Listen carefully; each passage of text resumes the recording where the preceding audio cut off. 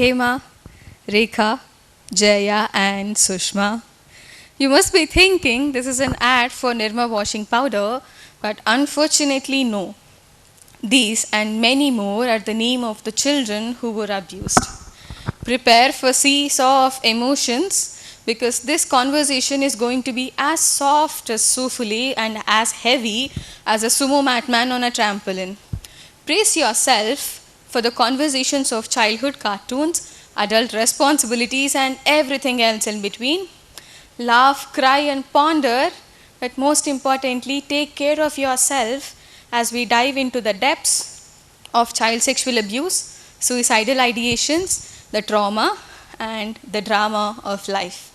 As a survivor of CSA, that is child sexual abuse, I stand here not only to share my journey, but also to shed the effect it has in our life. The profound impact of trauma and the resilience that lies within each and every single one of us. But before that, let's take a journey back to childhood. I request all of you to please close your eyes and imagine the earliest memory of your childhood. Did you think of the times where you had your first ice cream, or your first day in school, or the first time you showed your progress card to your parents? Did you remember the feeling of getting your first medal, or standing in front of fan on a hot day after playing your heart out? Sadly, many children cannot relate to these memories because they feel like they can't trust anyone. They are afraid.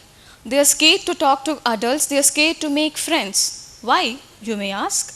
It is because of child sexual abuse. See, sexual abuse of children is something that happens even though it can be avoided.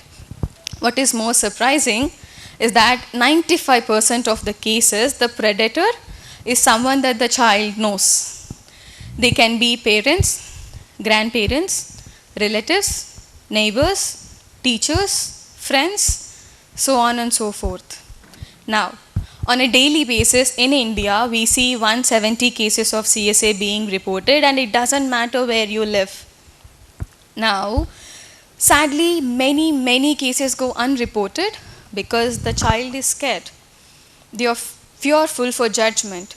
They are pressurized by the family to brush this topic under the carpet, and they are dependent on the predator itself for reasons so complicated that it cannot be explained. India is a home for 400 million children. Do the math and just imagine the enormity of the problem that is there right now. Now, it is very important for us to understand that a predator does not discriminate between the gender, the race, and also the economic status. It can happen to anyone and it can happen anywhere. Now let us explore a story. My story, a personal story. It all started with a stranger on the street. He groped me for his satisfaction in front of everyone, and how it would affect me as an 11-year-old child didn't seem to matter at all.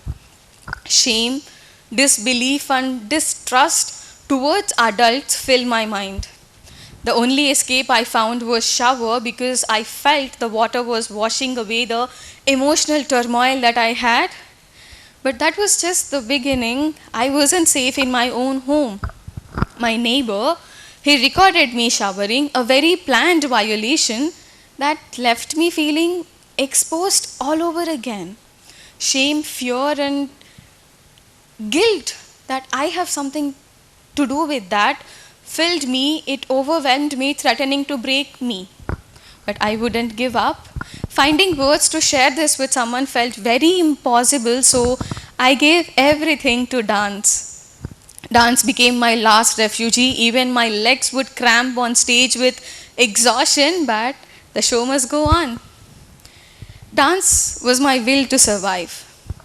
My teacher was my sanctuary. My dance class was my temple, until her father decided to shatter that safety by shoving his fingers in me. For years I held on, but finally during 11th and 12th grade, I escaped to my uncle's place. Yet, violation continued there, and it left me questioning my whole existence. Was I raped? or was I not? The fear never left me. My brain, a creature of habit, it retreated to the safety of dance classes when everything felt unstable. I would not let the fear stop me from the devotion that I have towards Kuchipudi, but life had all other different plans. My makeup artist shoved makeup brushes down me, and that it shattered me emotionally, physically, psychologically, and morally. Now, can you imagine being shoved in a box by an undeniable force promising you the idea of a wonderland? Now, you know deep down that there is no wonderland. All that there is no sight of future, darkness, no oxygen, hopelessness, helplessness if you don't fight back. Now, you fight back, you come out of the box and you try to share your experience, but who will you tell? Who will believe that what you had experienced was not a figment of your imagination but the reality? Where is the proof? Can you show the breathlessness, or can you show the lack of hope in your skin? You are left with doubt, fear, and perceived judgment of others. What does that make you? A liar or a survivor? The inevitable happened. My mind, it went in circles trying to do its best. But the best of people came crashing down, and for me, it all started with the diagnosis given by my psychiatrist. It started with infamous PTSD, post-traumatic stress disorder, along with borderline personality disorder, followed by clinical depression and generalized anxiety disorder. Our mind, it has fight or flight responses. When presented with threat, we either flee or we freeze. Trauma survivors, they often exhibit physical stiffness as a tactic from the mind to keep them safe. People who have been experiencing trauma one time or more than that, they choose to flee. They tend to lean to fleeing than confronting head on. I was presented with the same situation when I stood up for myself when a makeup man was assaulting. I kicked him and I fled to safety. This abuse, I internalized it because I was trying to fit the pieces together on why it happened. To cope, what I did was I attributed all of this that has happened to me to my weight, to my friendly nature, linking it to self-esteem. While I know now that it is a very poor choice to silence my mind's question, but can I be blamed? It was not the adult me or the teenager in me who wanted answers. It was the child in me. It was the 11-year-old me who wanted answers. It was the innocence in me that believed that it is human right to feel safe and nurtured. Trauma, that too when happened with CSA, one of the main impact that it has on human mind is that it internalizes everything. The self-image is being tarnished. We blame ourselves. The brain embeds this self-blame idea so deeply that it completely changes the landscape of our thought.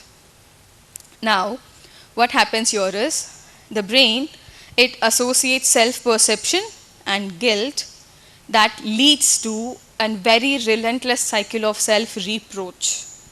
Okay, imagine your brain is a courtroom. You're both predator and defendant and also someone who is a prosecutor. Why I said you're a predator is because you feel that you are responsible for all of this. You feel that it is you who is the reason that something as bad as CSA happened to you. Now, it is an argument that you have with yourself, proving that you are innocent. It's like playing a tug war where there is no winner. All that is left is only exhaustion. Another profound impact of trauma is the way that you look at yourself, that is distorted body image.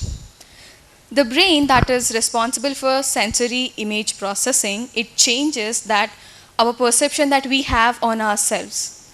suddenly all you see is imperfections that are magnified. Every minute scar in your body remembering or reminding you the trauma that has happened. It's like looking at yourself in a fun house full of mirrors where the reflection of yourself is wrapped beyond recognition. Now, on a very funny note, even in a fun house filled with mirrors, you're you, just a little bit bent, a little bit out of shape, but just beautiful you. Trust. Once completely shattered by CSA, it becomes a very elusive concept where you can't wrap your head around. The brain connects connection with pain, which cannot let anyone in.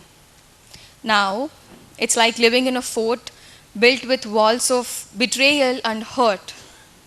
It's like being a detective in a cheesy spy movie where you're always on the high alert for the next double cross.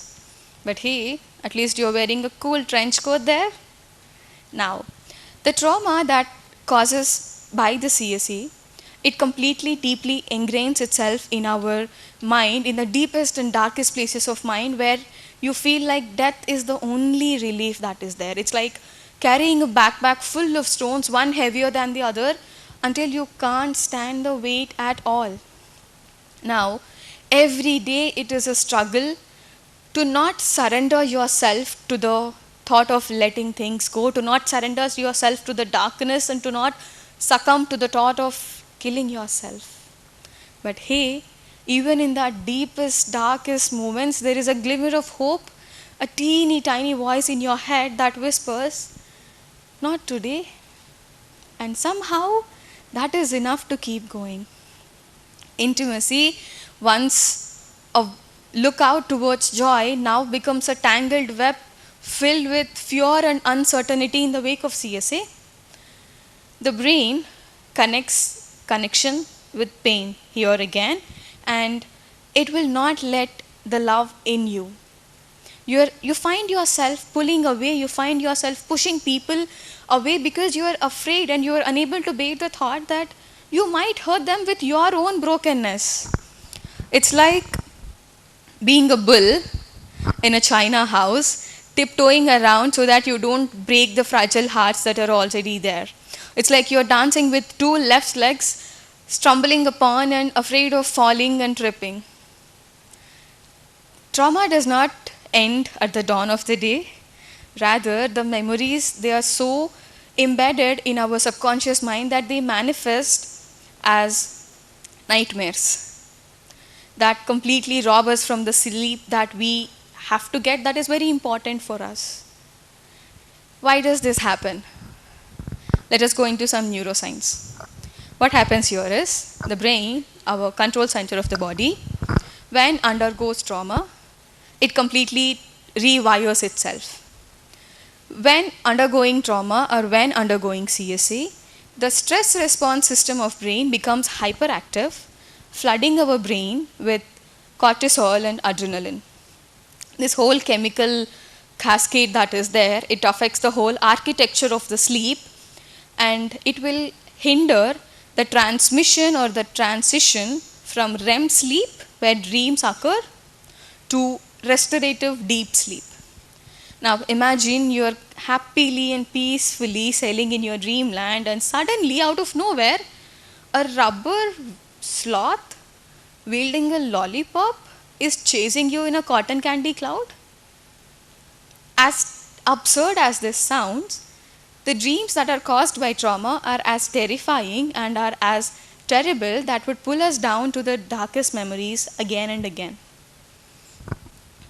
Now, Sahithi, how do people actually find solace, you may ask?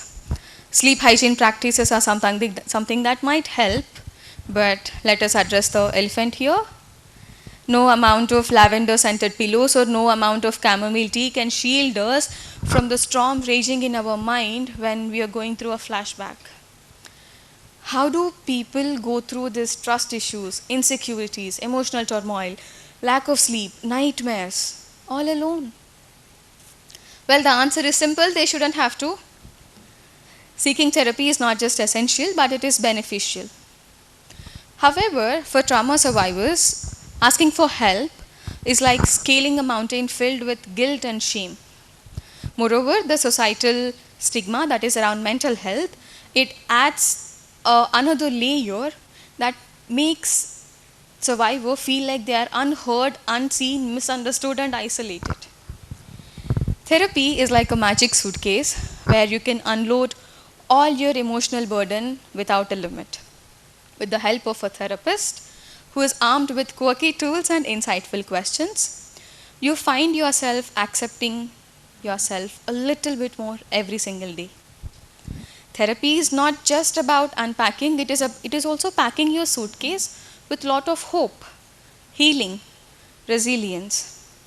As survivors, we live every single day where we are scared that even a tiny moment will trigger us from the past memories that we have. Our bodies, which are once a battleground, now every scar represents that we are resilient. It is important for us to understand that healing is possible. It starts with education and awareness. Through my foundation, I had the privilege to actually educate 12,000 children and 18,000 plus adults on the science of CSA, science of grooming, prevention of CSA. Because together, our whole aim is to have a safe future where no child can be harmed. Now, in closing, let me leave you with this small thought. I know trauma is trauma. It may have its whole villainous movement or it may have its whole villainous extravaganza that is happening. But I am me. You remember that cockroach in Wall-E which is very persistent? I am me, stronger than the trauma. Thank you so much.